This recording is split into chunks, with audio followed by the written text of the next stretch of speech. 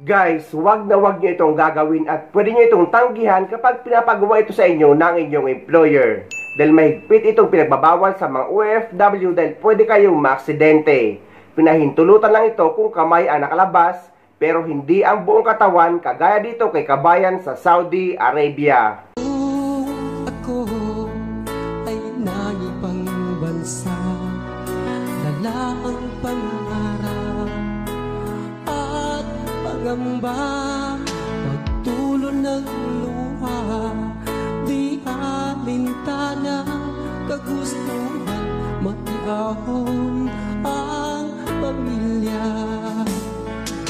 Mahirap man buhay sa ibang bansa, madalas puyat, alamang sigura, kinakain ang sariling luha dahil namiss ang pamilya.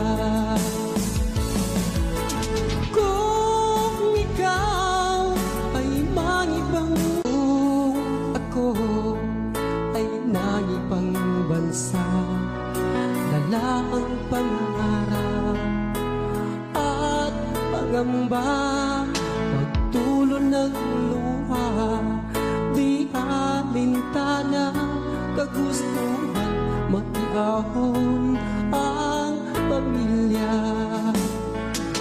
Mahirap man buhay sa ibang bansa, madalas puyat, alamang sigura, kinakain ang sariling luha dahil namiss ang pamilya.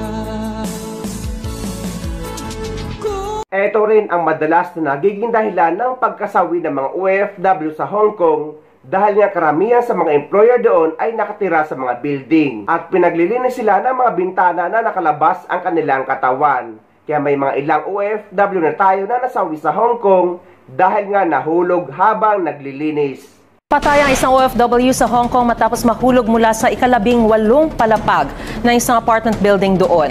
Ayon sa pulisya, nililinis ng OFW ang mga bintana sa unit ng kanyang employer nang mahulog siya.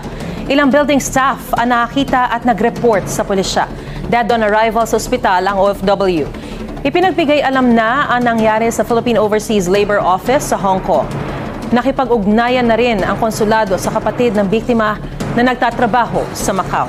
Kaugnay naman ang Pinay na nalaglag habang naglilinis ng bintana mula sa mataas na bahagi ng isang gusali sa Hong Kong, makikipag-usap daw ang ating gobyerno sa mga opisyal doon. Bawal daw kasi ang iniutos sa biktima. Nakatutok si JP Soriano.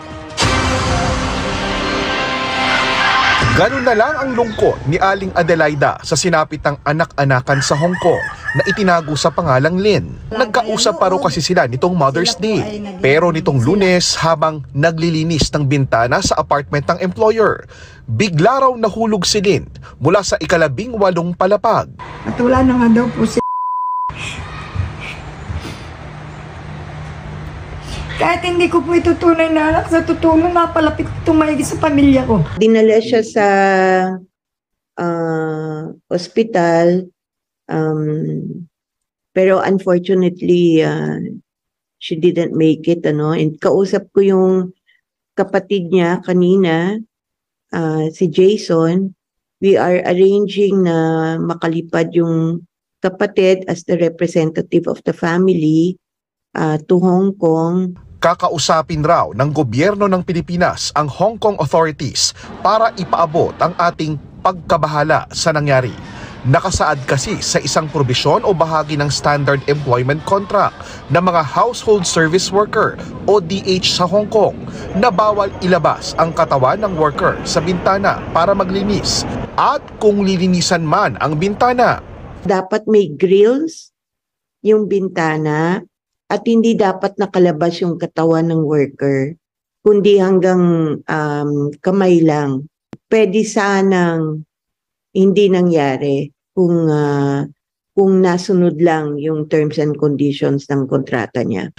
Ang nangyari kay Lynn, ikinagulat rin ng ating konsulado sa Hong Kong, lalo pa 2017 pa raw ipinagbabawal ang window cleaning ng mga domestic helper sa Hong Kong. Nanindigan ang Pilipinas na may pananagutan ng employer kahit pa lumalabas sa inisyal na impormasyong natutulog ang employer ni Lynn noon.